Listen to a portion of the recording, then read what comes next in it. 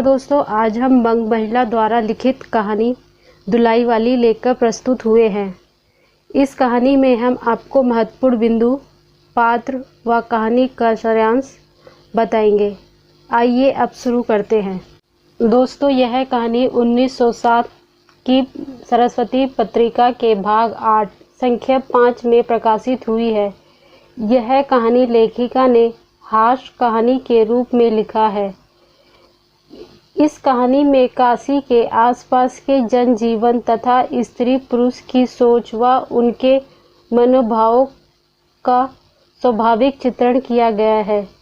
कहानी की शुरुआत काशी के 10 अश्वमेध घाट से शुरू होकर इलाहाबाद में ख़त्म होती है।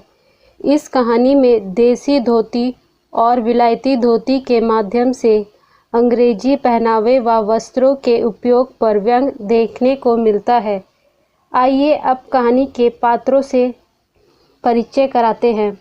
इस कहानी में वंशीधर मुख्य पात्र है, जो इलाहाबाद का निवासी है। नवल किशोर वंशीधर का ममेरा भाई, साथी, दोस्त, जो हंसमुख व्यक्ति है। जानकी वंशीधर की पत्नी एक गृहस्थ महिला है। सीता वंशीधर की साली है। लाठीवान ट्रेन में एक यात्री। अन्य पात्र नवल किशोर की पत्नी, जिसका नाम नहीं दिया, वंशीधर का सास, साला, साली, इक्के वाला आदि। आइए अब हम कहानी शुरू करते हैं। कहानी शुरू करने से पहले आपको दुलाई वाली का अर्थ बता देते हैं। दुलाई वाली का अर्थ यानी कपड़े का मोटा चादर, जिसे नवविवाहित औरतें घूंघट लेती हैं। आइए अब शुरू करते हैं कहानी विस्तार रूप से। काशी जी के 10 अश्वमेध घाट पर स्नान करके एक मनुष्य बड़ी व्यग्रता के साथ गोदोलिया की तरफ आ रहा था। एक हाथ में एक मैली सी तौलिया में लिपटी हुई भीगी धोती और दूसरी हाथ में सुरती की गोलियां की कई डब्बियां और सुंगनी की एक पुड़िया थी। उस समय 11 बज रहे थे। गोदोलिया की बाईं तरफ जो गली है, उसके भीतर एक और गली में थोड़ी दूर पर एक टूटे से पुराने मकान में वह जा घुसा। मकान के पहले खंड में बहुत अंधेरा था। ऊपर की जगह मनुष्य के बसने योग्य थी। नवागत मनुष्य धड़धड़ाता हुआ ऊपर चढ़ गया। वहाँ एक कोठरी में उसने अपने हाथ की चीज़ें रख दी और सीता सीता कहकर पुकारने लगा। क्या है, कहती हुई एक 10 वर्ष की बालिका आ खड़ी हुई। तब उस पुरुष ने कहा, सीता, जरा अपनी बहन को बुला ला। अच्छा, कहकर सीता गई और कुछ देर में एक स्त्री आकर उपस्थित हुई। उसे देखते ही पुरुष ने कहा, लो, हम लोगों को तो आज ही जाना होगा। इस बात को सुनकर स्त्री कुछ आश्चर्यजनक होकर झुंझलाकर बोली, आज ही जाना होगा? यह क्यों? भला आज कैसे जाना हो सकेगा? ऐसा ही था तो सुबेरे भैया से कह देते। तुम तो जानते हो कि मुंह से कह दिया, बस छुट्टी हुई। लड़की कभी विदा की होती तो मालूम पड़ता। आज तो किसी सूरत में जाना नहीं हो सकता। तुम आज कहती हो, हमें तो अभी जाना है। यह बात है कि आज नवल किशोर कलकत्ते से आ रहे हैं। आगरे से अपनी नई बहू को भी साथ ला रहे हैं। सो उन्होंने हमें आज जाने के लिए कहा है। हम सब लोग मुगल सराय से साथ ही इलाहाबाद चलेंगे। उनका तार घर से निकलते ही मिला। अच्छा, तुम झटपट नहा धोकर और अब कपड़ा उपड़ा बांध लो। घंटे भर में खा पीकर चली चलो। जब हमें तुम्हें विदा कराने आई हैं तो कल क्या, आज ही चलते हैं? हाँ, यह बात नवल किशोर जो चाहें करवाएं। क्या एक ही गाड़ी में जाना जरूरी है? ना जाएंगे तो दोस्ती में बट्टा लग जाएगा। अब तो किसी तरह नहीं रुकेंगे, जरूरी ही साथ जाओगे। पर मेरे नाक में दम आ जाएगी। क्यों, किस बात से? उनके हंसी से और किससे? उनकी हंसी ठट्टा भी राह में अच्छी लगती है। उनकी हंसी मुझे नहीं भाती। अच्छा चलो, मैं उसे समझा देता हूँ। इस प्रकार बंसीधर अपनी पत्नी को विदा कराकर माँ रोती धोती बेटी की विदाई की सामग्री इकट्ठी करने लगी। बंसीधर भी इक्का ले आए और जो कुछ असबाब था इक्के पे रख कर आप ही बैठ गए। जानकी भी रोती हुई इक्के पर जा बैठी। स्टेशन पहुँचते पहुँचते जानकी अपनी आंखें अच्छी तरह पोंछ चुकी थी। दोनों चुपचाप चल रहे थे। अचानक ही बंसीधर की नज़र धोती पे पड़ी। अरे, ये एक बात तो मैं भूल ही गया, कहकर पछता उठे।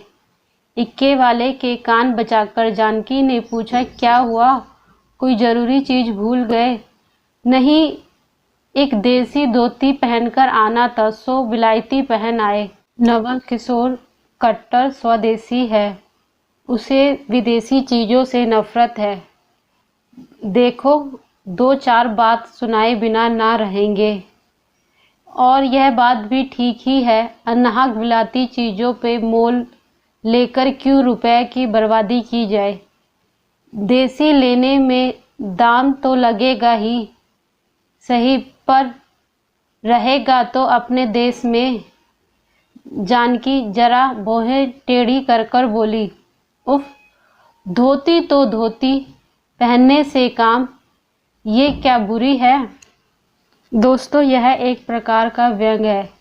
आइए आगे सुनते हैं। इतने में स्टेशन पहुँचे। कुलियों ने आ घेरा। बंसीधर ने एक कुली करके चले। इतने इक्के वाले ने कहा, इधर से टिकट लेते जाइए, पुल के उस पार द्योड़ी दर्जे का टिकट मिलता है। द्योड़ी यानी उच्च दर्जे का। बंसीधर फिर बोले, अगर मैं द्योड़ी दर्जे का टिकट लूँ तो? इक्का वाला चुप रहा, क्योंकि इक्के की सवारी देखकर उसने ऐसा कहा था। और बंसीधर रेल में बैठकर मुगल सराय पहुँचे और वहाँ पुल लांघ कर दूसरे प्लेटफॉर्म पर जा बैठे। आप नवल से मिलने की खुशी में प्लेटफॉर्म के इस छोर से उस छोर तक टहलते रहे। देखते देखते गाड़ी का धुआं दिखलाई पड़ा। मुसाफिर अपनी अपनी गठरी संभालने लगे। रेल देवी अपनी चाल धीमी धीमी करती हुई गंभीरता से आ खड़ी हुई। बंसीधर एक बार चलती हुई गाड़ी में शुरू से आखिरी तक देख आए, पर नवल कहीं दिखाई नहीं दिया। बंसीधर फिर सब गाड़ियों को दोहरा गए। तीसरी बार फिर घूम आए। भीतर घुस घुसकर एक एक डिब्बे में देखा, किंतु नवल ना मिले। अंत में गुस्से से जा बैठे। फिर सोचने लगे, मुझे तो ऐसे चिट्ठी लिखी, पूछो मत, मुझे उल्लू बनाया। अच्छा, जाएंगे कहाँ? भेंट होने पर समझ लूँगा। सबसे अधिक सोच तो इस बात की थी कि जानकी सुनेगी तो ताने मारेगी, पर अब सोचने से होगा ही क्या। जल्दबाजी में उनने खाना भी नहीं खाया था। इधर पेटराम की शिकायत भी शुरू। उसने सुझाया, इलाहाबाद पहुंचने में अभी देर है, चलने के झंझट, अच्छी तरह खाना ना खाया। अब आप जल्दी से प्लेटफॉर्म पर उतरो, हाथ मुंह धोकर एक खोचे वाले से थोड़ी सी ताज़ी पूड़ी और मिठाई लेकर निराले बैठकर खाओ। पीछे से जानकी की सुध आई। सोचा पहले उसे पूछ लूँ, तब मोल लेंगे, क्योंकि स्त्री नटखट होती है, वह रेलवे का खाना पसंद नहीं करती। पूछने पर वही बात। बंसीधर लौटे अपने कमरे में आ बैठे। यदि वह चाहते तो इस दौड़ी में बैठ जाते, क्योंकि अब भीड़ कम हो गई थी, पर उन्होंने कहा, थोड़ी देर के लिए कौन बखेड़ा करे। बंसीधर अपने कमरे में बैठे तो एक दो मुसाफिर अधिक देख पड़े। आगे वाले में से एक उतर भी गया। जो लोग थे सब तीसरे दर्जे के योग्य जान पड़ते थे। अधिक सभ्य कोई थे तो वंशीधर ही थे। उनके कमरे के पास वाले कमरे में एक भली घर की स्त्री बैठी थी। वह बेचारी सिर से पैर तक ओढ़े हुए, सिर झुकाए, एक हाथ लंबा घूंघट काढ़े, कपड़े की गठरी सी बनी बैठी थी। बंसीधर ने सोचा, इसके संग वाले भद्र पुरुष के आने पर उनके साथ बातचीत करके समय बितावेंगे। तीसरी घंटी बजी। तब वह स्त्री कुछ अचकचाकर थोड़ा सा मुंह खोलकर जंगले से बाहर देखने लगी। ज्यों ही गाड़ी छूटी, मानो वह कांप सी उठी। जहाँ तक स्टेशन दिखाई दिया वहाँ तक बेचारी बाहर देखती रही। फिर अस्पष्ट स्वर से रोने लगी। उस कमरे में 3-4 ग्रामीण स्त्रियां भी थीं, एक दूसरे के पास ही थी। कहने लगी, अरे इनकर मनई तो नाही आइल, ओह देखो रोवल लगी। आपस में सभी ने टिप्पणियां की। तभी बंसीधर ने कहा, क्या बिना सिर पैर की बात करते हो? दूसरी ट्रेन पकड़कर आ जाएंगे, ना आवेंगे तो मैं छोड़ आऊँगा। इतने में उस एक पुरुष बोला, अच्छा इसे स्त्री के गहने का लालच है। बंसीधर बहुत ही गुस्से से उसे धमकाया। सभी स्त्रियां स्थिति पर टिप्पणी कर रही थी। उसी बीच एक स्त्री जो फ्रांसी छीट की दुलाई ओढ़े हुए अकेले बैठी थी, जो कुछ भी नहीं बोली, किंतु कभी कभी घूंघट के भीतर से बंसीधर को ताक देती थी, सामना होने पर मुंह फेर लेती थी। बंसीधर को यह बात अजीब लगी। देखने में तो अच्छे घर की स्त्री लगती है, पर आचरण अच्छे नहीं। तब तक रेलगाड़ी इलाहाबाद पहुंच जाती है। जब स्टेशन पर गाड़ी खड़ी हुई तो उस अकेली स्त्री की मदद के लिए स्टेशन मास्टर के पास बंसीधर गए। उस अकेली महिला को एक स्थान पर बैठाकर जब वापस आए तो वह नहीं थी। इतने में अपने सामने उस दुलाई वाली को आते देखा। तू ही उन स्त्री को कहीं ले गई है? इतना कहा ही था कि दुलाई से मुंह खुलकर नवल किशोर खिलखिला उठे। अरे ये क्या सब तुम्हारी करतूत है, अब मैं समझ गया। कैसा गजब किया तुमने। ऐसी हंसी मुझे अच्छी नहीं लगती। मालूम होता है वह तुम्हारी बहू थी। अच्छा तो वह गई कहाँ? वे लोग तो पालकी गाड़ी में बैठे हैं, तुम भी चलो। नहीं, मैं सब हाल सुन लूँगा तब चलूँगा। हाँ यह तो कहे, तुम मिर्ज़ापुर से कहाँ निकले? मिर्ज़ापुर नहीं, मैं तो कलकत्ते से, बल्कि मुगल सराय से तुम्हारे साथ चल रहा हूँ। जब तुम मुगल सराय में मेरे लिए चक्कर लगा रहे थे तब मैं द्योड़े दर्जे के ऊपर वाले बेंच पर लेटकर तुम्हारा तमाशा देख रहा था। फिर मिर्ज़ापुर में जब तुम पेट के धंधे से बाहर निकले, मैं तुम्हारे पास से निकल गया। तुमने ना देखा, मैं तुम्हारी गाड़ी में जा बैठा। सोचा तुम्हारे आने पर प्रकट हो जाऊंगा, फिर थोड़ा और देख ले। करते करते यहाँ तक नौबत पहुँची।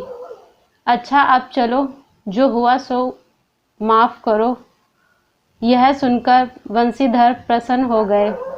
दोनों मित्र में बड़े प्रेम से बातचीत होने लगी। बंसीधर बोले, मेरे ऊपर जो बीती सो बीती, पर वह बेचारी जो तुम्हारे जैसे गुणवान के संग पहली बार ही रेल से आ रही थी, बहुत तंग हुई। उसे तो तुमने अन्नाहक रुलाया। बहुत डर सी गई थी।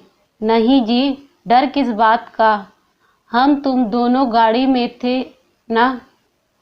हाँ, पर यदि मैं स्टेशन मास्टर को इतला कर देता तो बखेड़ा खड़ा हो जाता ना। अरे तो क्या मैं मर थोड़ी गया था। 4 हाथ की धुलाई की बिसात ही कितनी। इसी तरह बातचीत करते करते दोनों गाड़ी के पास आए। देखा तो दोनों मित्रों में खूब हंसी हो रही थी। जानकी कह रही थी, अरे तुम क्या जानो, इन लोगों की हंसी ऐसी होती है। हंसी में किसी के प्राण भी निकल जाए तो इन्हें दया ना आवे। खैर, दोनों मित्र अपनी अपनी घरवाली को लेकर राजी खुशी पहुँचे और मुझे उनकी यह राम कहानी लिखने से छुट्टी मिली। दोस्तों, यह कहानी समाप्त होती है। कहानी की कथा वस्तु बहुत ही साधारण है, लेकिन कहानी में पाठकों को बांधने रखने की क्षमता है, जिससे कहानी में जिज्ञासा हमेशा बनी रहती है। दोस्तों, यह कहानी आपको कैसी लगी कमेंट करके ज़रूर बताइएगा। कहानी अच्छी लगे तो लाइक करिएगा। अगर पहली बार चैनल पे आए हैं तो सब्सक्राइब करना ना भूलिएगा। Thank you.